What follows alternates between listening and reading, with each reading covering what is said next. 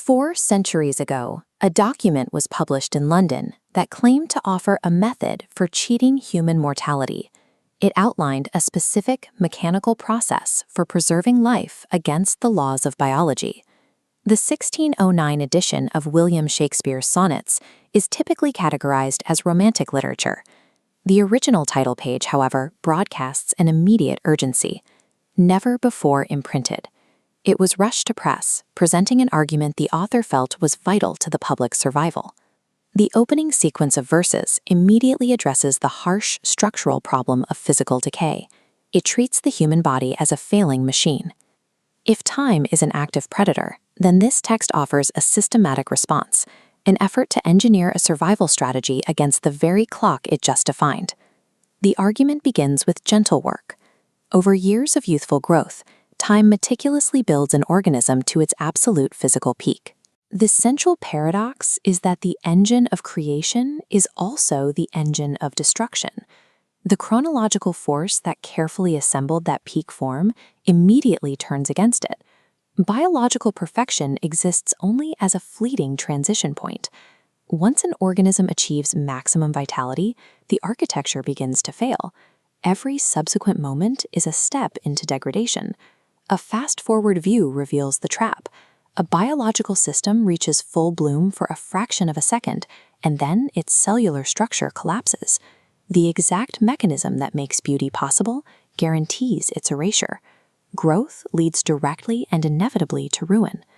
To understand the poet's solution, we have to look closely at his specific diagnosis of the disease. In Sonnet 5, he charts the relentless progression of a lifespan. For never-resting time leads summer on to hideous winter. He describes time draining the sap from the body, using an injurious hand to crush physical features. Hideous winter signifies the complete cessation of life, an absolute thermodynamic zero, where biological identity is erased. The ultimate tragedy is the erasure of form.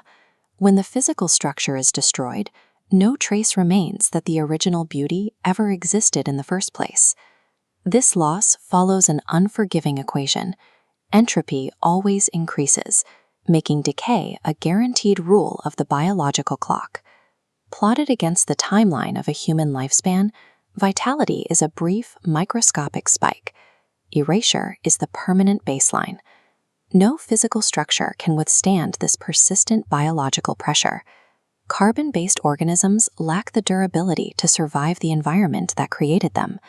Constant, unyielding exposure to chronological pressure slowly breaks down complex molecular bonds until the original organic shape is lost entirely.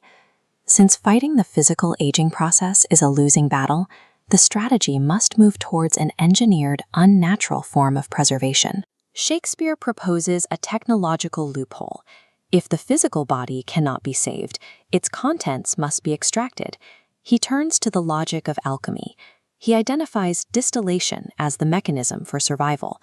You take the raw, decaying botanical material and boil it down to separate the pure, concentrated essential oils. The physical plant dies, but its invisible essence is captured. The third stanza details this chemical extraction. Then were not summer's distillation left, a liquid prisoner pent in walls of glass. The volatile energy of youth becomes a liquid prisoner, removed from its dying biological host and sealed inside a rigid, timeless container. By concentrating the subject into a pure substance, it can be securely sealed away from the destructive forces of the environment. The extraction proves that value persists in the concentrated essence, remaining long after the fragile physical shell has dissolved. While we can distill perfume from a rose, the human reality is more complex. How do you distill a human life? The poem provides its own container. The walls of glass described in the verse are the rigid 14 lines of the sonnet itself. Language and art function as the distillation technology.